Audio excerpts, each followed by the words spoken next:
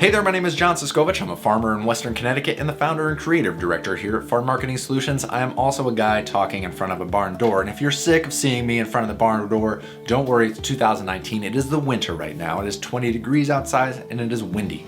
But when I have more livestock on the farm, when things are growing again, when it's a little bit more interesting outside of the safe zone of my basement, I will be taking the camera outside. Speaking of traveling, I went to Texas this winter, down to the American Pastured Poultry Producers Association annual winter conference.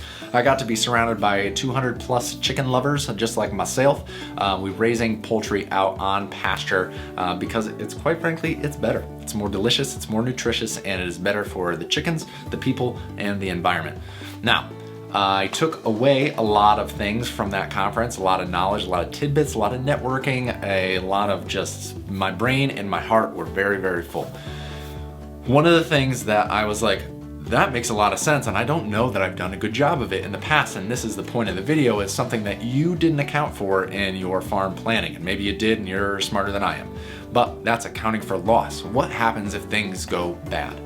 Sat in on a workshop session where we were talking about farm planning and how to get started, and the real fun stuff is how many chickens are you going to produce, how much are they going to eat, how much are you going to make per chicken, what do you expect to gross, what is your net revenue. Now, one of the elements that you should be planning for on farm is loss. So if you're raising, let's say you're raising 10 batches of chickens for that entire year, and that is going to make you enough money to sustain your farm, right, of those 10 batches of chickens.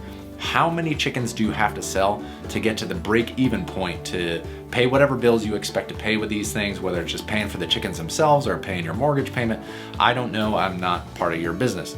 But you should have a break-even point. You should know what your financial burden and your overhead, your fixed costs are, so that as you're raising these chickens, you know you have to raise 6 out of those 10 batches to make enough money to support you till the next year. And then those 4 batches are just all profit, baby, you know, besides cost of goods sold. So you plan for making those 6 batches work, but you have those 4 batches, which are just icing on the cake. Now, what happens if 5 batches just completely fail? If you get a storm, or if you're only 3 batches and you lose 1 or 2 batches of chickens, you know, like, what is the contingency plan? How do you build in a buffer for making sure that if you face catastrophe, you're not going to end up out on the street? And that is a larger conversation than just what a 5-minute video can curtail or entail. But it's something that you should take stock of and think of. What is your break-even point on production for the season? What's the icing on the cake, and how does that balance with cost of goods sold? And what do you need to produce in order not to go under? If things go wrong, how many chickens per batch do you need to raise in order to make that batch profitable? You know, it goes down granular, even down to the number of chickens on that one single batch. That if you lose, you know, 3/4 of that batch of chickens, what happens then? You know, it's planning for that loss in your farm, where yesterday we talked about the opportunities that can come your way. Now those opportunities are on the negative sense, where you're going to plan for loss and tragedy on your farm to build in some resiliency. Now, these videos, I'm talking a little bit more philosophical, a little bit more 10,000 foot, because I'm building the framework for a whole farm picture. I do a lot of granular videos, and then I do some high-level videos just to get you thinking, to have this conversation, to spark comments down below these videos, that these will be seeds for blog posts in the future. But without having a starting point, we won't get started.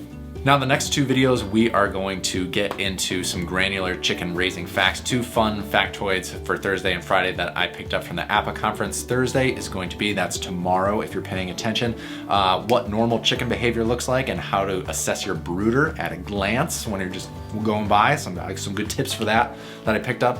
And then for that Friday video, we're going to talk about how much feed, water, and air does a chicken consume and why those variables are important.